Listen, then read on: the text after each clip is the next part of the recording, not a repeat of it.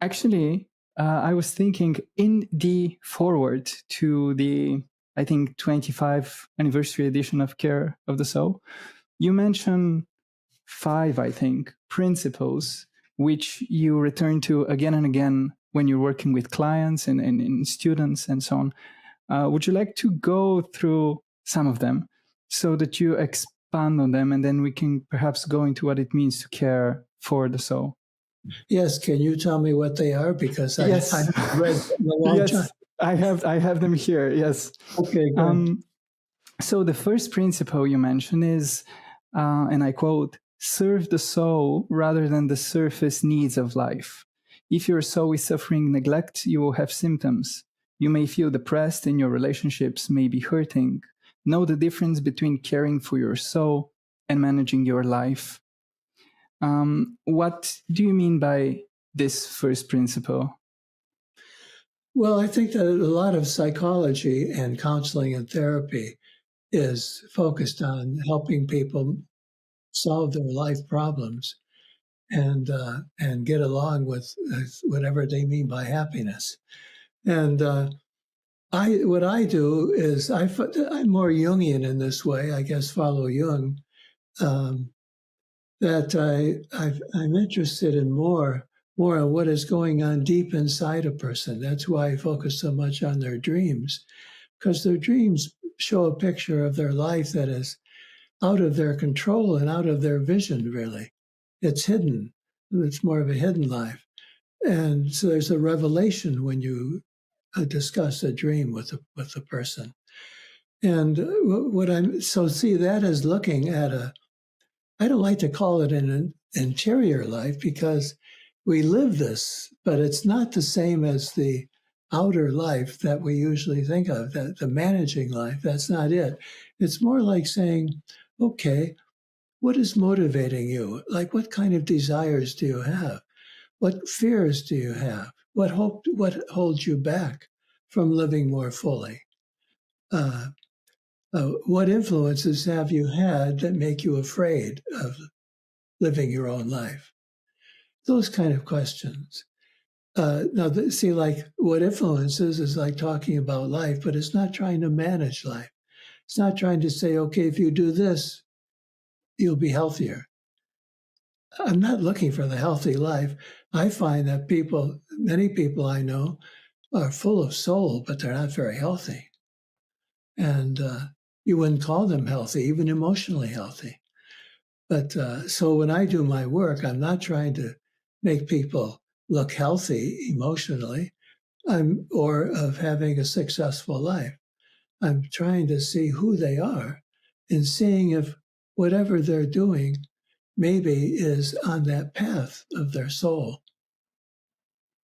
Okay, so this last thing you mentioned was very interesting to me. So in your work and practice, from what I heard, you see this one's understanding of one's soul as of greater priority than, let's say, emotional stability and success in life and so on.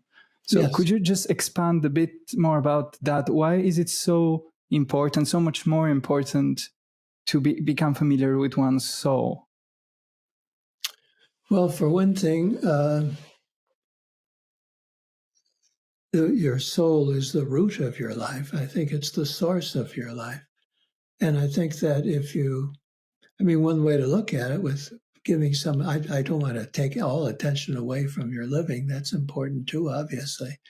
But your living could be an expression of soul rather than fighting against it. And I think that's, if you want your life to be calmer and have some of these problems go away, rather than focus on mechanically trying to adjust your life to make those problems go away, what I do, I follow Hillman's advice there. I go into the problems. We call it going with the symptom. We go into the symptom. We go into it to find out what's going on without judgment, without making judgments about it, to try to see how that symptom might show us what's going on in the soul life. Because if you are in touch with that soul life, you are more intimate with yourself of who you are and what you can be. I think it's like being connected. It's not disconnected from life, but you are then in touch with this, what is the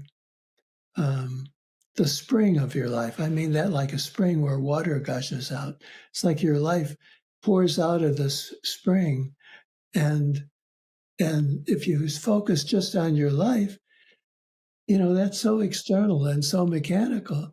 It's not really talking about your nature of who you are. And when you get deep enough into the soul, and this teaching has been going on for thousands of years, the deeper you get into your soul, the more you expand beyond yourself. This is a kind of beyond self approach, that you get closer to a larger life that is going on, that is somehow more engaged. It's at that very deep level with other people around you. And so your connections with other people at the soul level are so important, because they connect so deeply, and not just on the surface of your life arrangements, but very deeply. I think married people understand this to some extent, that when you get married, you may think that you've made a choice to live with somebody and everything's going to be fine because that's going to be a happier way of life. But then you discover that you encounter things that you didn't expect to find in this other person. And they have their own fate, their own destiny, and their own will, and their own urges, and their own fears. These are all very deep. And some of them relate to family issues. You can tell they're rooted in their family. I think when you get married, and in a way you get married into your partner's family, you begin to realize that you married the family as well as the person, that this expands. This soul of this person expands, and it gets into other areas. And it's not just family, it goes even further than family, maybe to culture, and then maybe to things that are very mysterious. So that's what I'm interested in, those deeper soul levels, rather than staying on the surface of managing life. Mm-hmm. Yes, and also what you've just mentioned is about going into the symptoms instead of going against them is one of the things that I found most striking in care of the soul. So this is also actually your second principle, where you write your symptoms are the raw material for your soul making. If you're having emotional problems, don't automatically just try to get rid of them. Look at them closely to see what your soul needs. I found this to be very true in my life, but reading your work, I see how much further this goes than what I've had experience with. So I wanted you to comment on that. Also with the added, let's say, to be, let's say, the devil's advocate here, I should say that there is also a shadow side of going into the symptoms, I think, because, of course, one may get identified with the symptom. I know this is not what you mean, so I just wanted to hear what you mean by it and how we can use our symptoms for guidance. Yes, I understand there could be ways of doing that would not be helpful. But what I mean by it, and I learned this mainly from Hilma, but largely from his wife at the time I knew him, Patricia Berry, she really made a big, she really emphasized this idea of going with the symptom. And what it means to me is best to give you an example, if I could, before trying to be more general about it. For example, if someone tells me they're lonely, and that's their main problem, they just feel lonely, and they're really overwhelmed by the loneliness. And if I think the temptation would be to say, well, let's see if there are ways you can be with people. How could you be more with people? Or maybe be with animals, or find some way to not be lonely by going to in the opposite direction and trying to find some companionship and community and so on. But if you go with the symptom, you explore your loneliness and you try to see what it wants, itself what it wants. So perhaps a person's loneliness might be asking them to be more of an individual, to really not to be identified with other people. And so as a therapist, I might ask that question. With this idea in the back of my mind to go with the symptom, I might ask, well, do you feel that you're heavily influenced by people? Do people influence you too much? And a person might very well say, well, as a matter of fact, yes, I feel that I follow people rather than follow my own way. And I say, well, I wonder if your loneliness then is asking you to be more lonely or more alone. Let's explore this thing in a big way so we don't just stick with the symptom of loneliness, but see where that leads us. And it might lead to being more of an individual, not identify with others and not so connected with others. And so that would be going into the symptom to see if that symptom is asking us to do something. It's giving us a hint as to where we should go. Mm-hmm. And for example, one of the members of the audience submitted a question for you. She's interested in, she's finding it hard to understand what is the meaning of self-love and how one can love oneself. And she's finding it hard to do it and to even understand what it means. So in her case, for example, what would it mean to go into the symptom? And would that be the right way to proceed? So what is the symptom then? It's not self-love because that's what she's looking for. Yeah. So it's not being able to love herself, right? That's the symptom. So rather than try to encourage her in so many different ways to say, there's so many reasons why you should love yourself, that would be not going with the symptom. The alternative way with that might be to say, well, I wonder if there are other, maybe you could approach this as, I'd have to ask, I guess, I'd have to explore with her what she is doing instead of loving herself. How does she experience that symptom to see what that is? But I could make a guess. Now, talking to you, I could guess that perhaps she might be someone who has to learn to love the world more, like the non-self. And that's what she's complaining about. She can't arrive at self-love. So maybe she's stuck in not loving herself. So I would, if I hear that, I might say, well, I wonder if, do you love where you live? Do you love this? Or do you find that you want to get out of where you live? Do you want to leave? Do you feel any desire to move on to someplace else? Or do you just feel dissatisfied?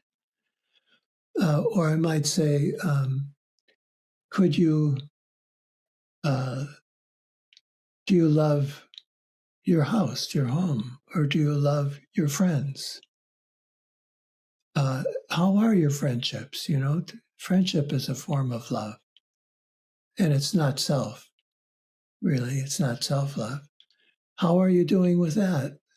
And you see, I'd be exploring the kind of love that's not self-love in order to, instead of focusing on the symptom itself, and trying to overcome the symptom. I try not to do that, but I try to explore it. This is a very important part of therapy. And this applies to Hillman's interesting book called Healing Fictions, where he talks about how our narrative is what's really important. So what I do here, what I'm doing in talking to you this way is to say that my approach is not to solve the problem or to help the person solve the problem, like intellectually to say what's going on here, or to explain it, but to find narrative stories. And what I might do if I'm really I don't know exactly. I don't have a hint because I'm not talking to this person now. I don't have the hints. I might just think about things that might be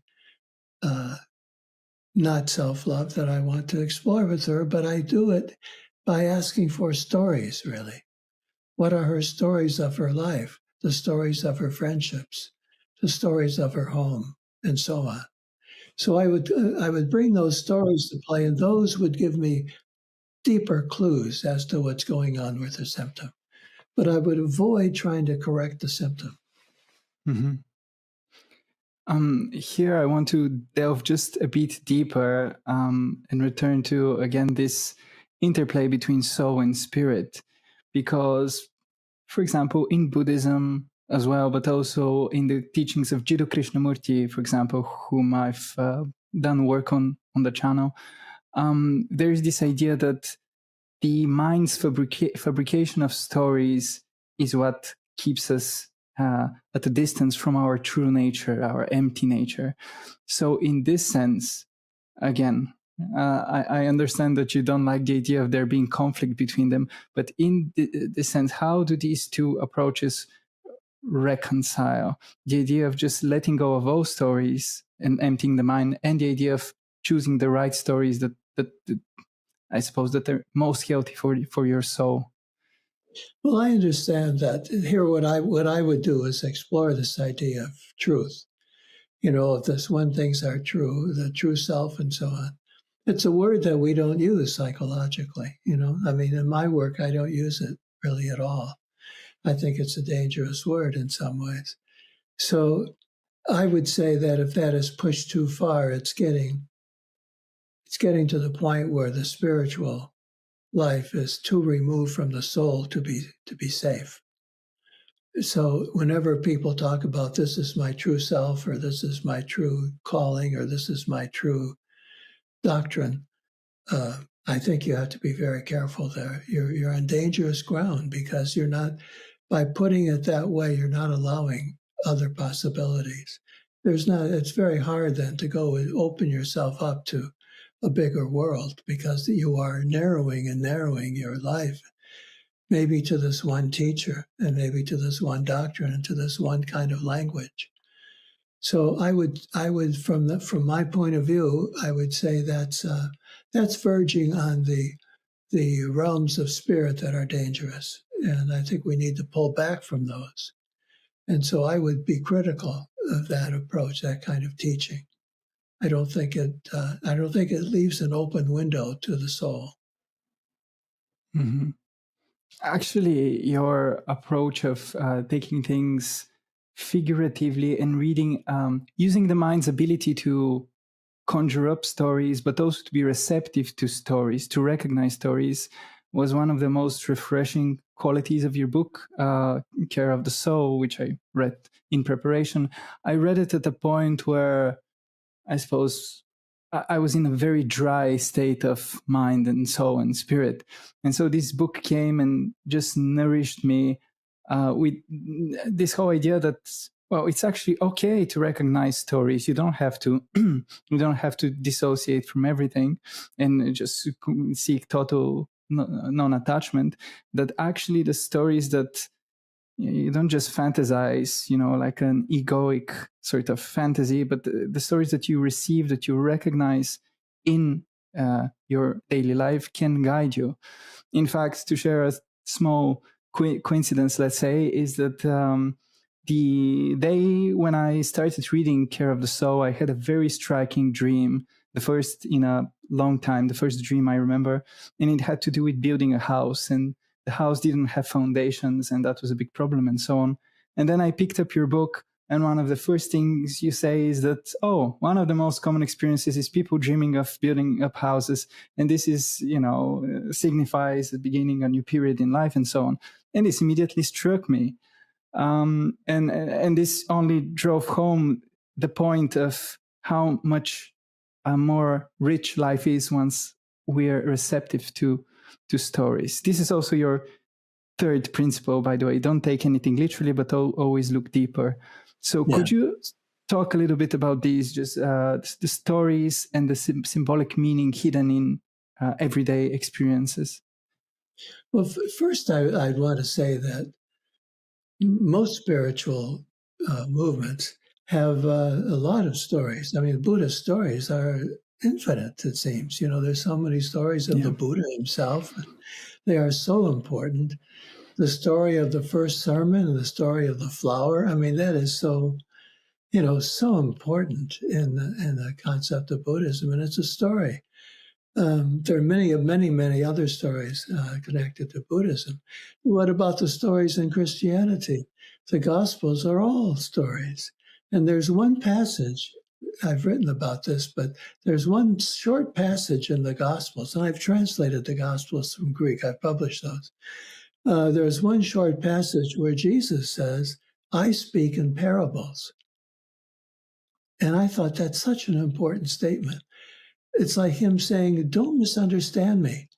I'm speaking in parables. I'm not speaking in truths and in facts. I'm speaking in parables. These are stories that convey something, and the story doesn't make it limited. It's not, you're not limited to a truth. The story is open to rich interpretation and rich reflection. Look at people who reflected on the Gospels and sermons for 2,000 years. And how many years have they told the stories of the Buddha over and over again? I also use stories of the Sufis, because the Sufis use story, just as they use dance and music, almost as their, well, I think maybe as their main way of presenting what they see are the contradictions in life and the paradoxes that we have to understand. Just like the Tao Te Ching, the Sufis are very, very good on paradox. And it seems to me that if you want to be an advanced spiritual practitioner, you really must understand paradox. You can't have too simple an approach to things, either or. You have to be able to see the paradoxes in life. So stories can do that. They can present these things to us richly with rich possibility. But if someone's giving you a teaching, you've got to watch out for that, because who knows all these things? How can they know them? And how are they certain about them? And they tell other people to follow them and their teachings. I think I trust a storyteller who is a real storyteller like Jesus or the Sufi masters. I really trust them to be sophisticated about storytelling and to have practiced meditation. The Sufis have practiced primarily many of them with dance and with music. And so that's their way to achieve their high level of spiritual attainment. I trust that more than someone sitting meditating by themselves. And what would you say is the, let's say, most pragmatic, accessible way for people to enrich their lives through stories and recognize stories in their lives in a way that enriches their lives? Well, it's not all that easy. I mean, you can start by reading. If you want to read or watch movies or good movies, a good movie often has a good story that's rich. A good story is rich. That's not simplistic. It's not moralistic. It's not telling you what to do and how to live.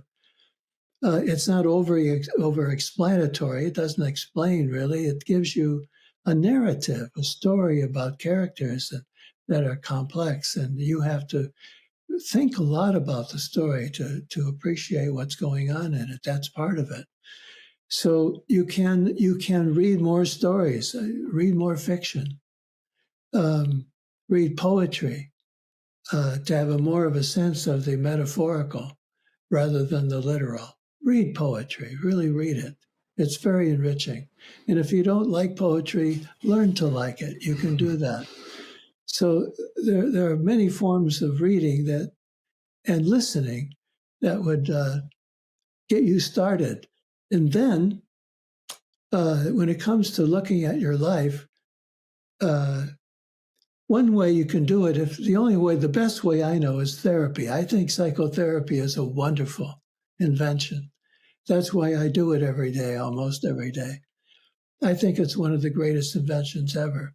If you have a good therapist who understands the role of narrative, of story in the work, they will help you explore your stories without giving explanations, but helping you explore and investigate the story of your life, all the many stories of your life. That's what therapy is about primarily. So I would say overall that a person interested in getting spirit and soul together has got to appreciate narrative and story instead of explanation. This is a fascinating insight, and also it reminds me of my experience with therapy. I actually have been extremely lucky with finding a therapist on the first try who has helped me tremendously. One very memorable experience was actually, and by the way, I have to say the actual experience of psychotherapy with her is very, it's almost psychedelic. It's almost, well, you enter a space and it is somehow outside of time and space. And one memorable experience was when I felt myself that I could observe myself and my life story, like reading, for example, one of my favorite books by Dostoevsky. I could see the characters, I could see their development, and I could have, exactly that sort of perspective on reader's perspective on my own life. And I have to say that I've also found it just psychotherapy has been a revolution in my life, completely transformed my life. But for a long time, I resisted it. I don't know if this is widespread or is just the culture in Bulgaria, but I felt that if you go through psychotherapy, this means you just cannot take care of your own life and you're basically admitting defeat. And so for a long time, I resisted it. But at one point, my pride, the problems I was facing with different personal life challenges became so great that my pride just wasn't worth it. And so I decided to give it a try. But I keep coming up against this sort of attitude with people in my life. I know at least a few people very close to me who I can see are dealing with very great challenges and don't really have a perspective outside of their own conditioned perspective. And I know how much therapy could benefit them. But again, there's this attitude, leave aside this foolishness. I can take care of my own life. I can just go out for beer and I will just work. So, and I've been wondering what is the best attitude I can have in that situation, because I've tried to promote therapy very enthusiastically and it has the opposite effect. I've tried to be silent, to not comment and not talk about how helpful it is, but it leaves me feeling that I could help by sharing my personal experience and I'm not doing it. So what do you think about these cases? It's difficult because to do psychotherapy well, it requires a great deal of work on yourself. And that's not the way it is taught.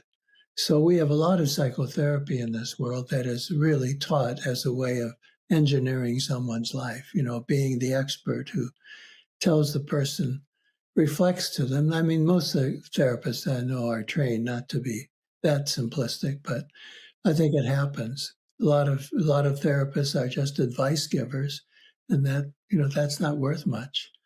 Who are they to know what a person should do? They don't know. What you do is you sit with a person and you explore their life and their dreams, their stories of their past and so on, as stories, not to look for explanations, but as stories. You build up the whole narrative thrust of a person's life, the treasury of their narratives.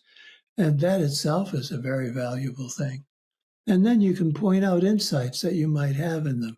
For example, what you just said was interesting to me, that you think about your life and you relate it to some character maybe in fiction.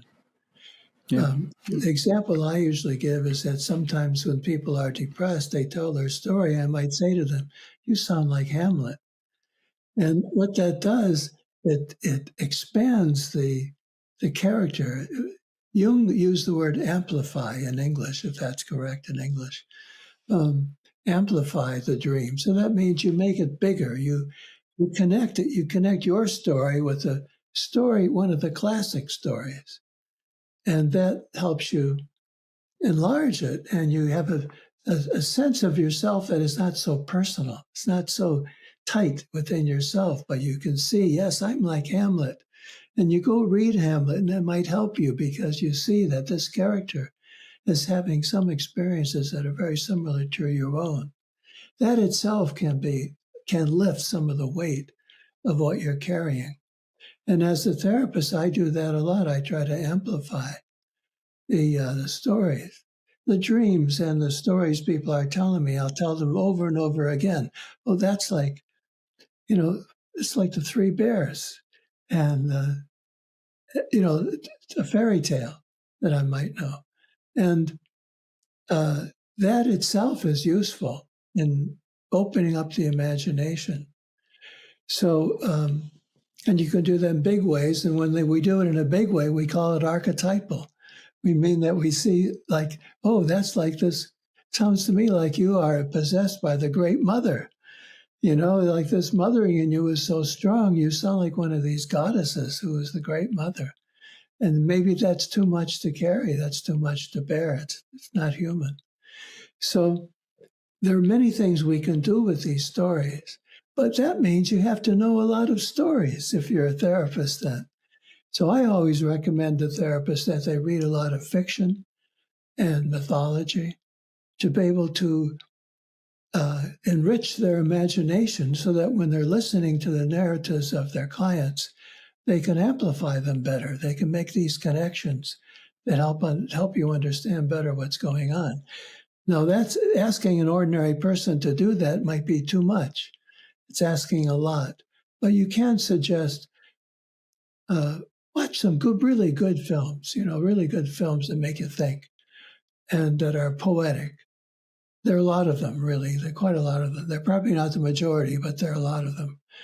Or read some good novels, maybe a recent novel or old novel if you haven't read some of the great old stories, or read mythology. It can be, if it's presented well, it can be entertaining. I think reading should be entertaining most of the time. That's what I look for. But at the same time, some depth. So you educate your imagination by filling it with these images and characters and stories. You do that for yourself and you do it for your clients. Yes, and also I can see this, how perfectly this also applies to people who are not therapists, because reading your work has inspired me in a very unexpected way to actually read more fiction, because in my line of work there is a strong temptation to just read philosophy books and scholarly articles, and you get all the information there and all the knowledge and all the wisdom even. But then just seeing how you use stories to reveal aspects of experience and truths about life, even though I know you don't like the word now, that otherwise just nonfiction and dry scholarship or philosophy work is just the wrong format for relating these kinds of knowledge. And so you've been inspiring to me in that sense.